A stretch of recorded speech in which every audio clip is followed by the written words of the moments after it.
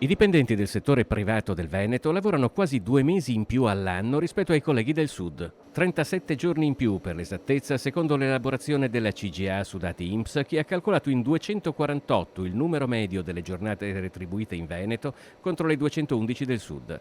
Significativa anche la differenza di retribuzione media giornaliera lorda. In Veneto è attorno ai 92 euro, il 23,4% in più rispetto ai 75 euro mediamente guadagnati in Meridione. Perché al sud si lavora 2 mesi in meno? Vuol dire che nel Veneto gli impiegati e gli operai sono degli staccanovisti, mentre i colleghi del meridione degli scansafatiche? Non scherziamo, non è assolutamente così. Anzi, è probabile che nel mezzogiorno si lavori addirittura di più che in altre aree del paese. Purtroppo spesso lo si fa in nero, calpestando i diritti e sfruttando le persone. Il lavoro nero è la spiegazione di gran parte di entrambi i dati, perché da un lato le ore lavorate irregolarmente non possono certo risultare dalle statistiche ufficiali, dall'altro perché realtà completamente o in parte sconosciute al fisco e all'INPS mantengono stipendi molto più bassi rispetto ai contratti nazionali.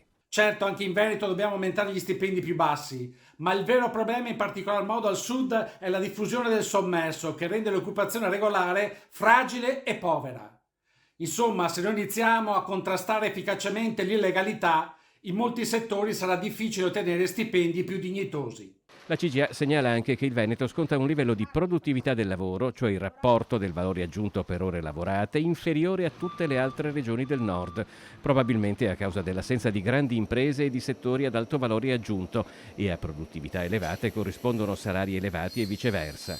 Tra gli operai e impiegati con il maggior numero medio di giornate lavorate durante il 2021, subito dopo i 259 giorni di Lecco ci sono 2 città venete, Vicenza con 258 giorni e Treviso con 256. Al sesto posto Padova con 255.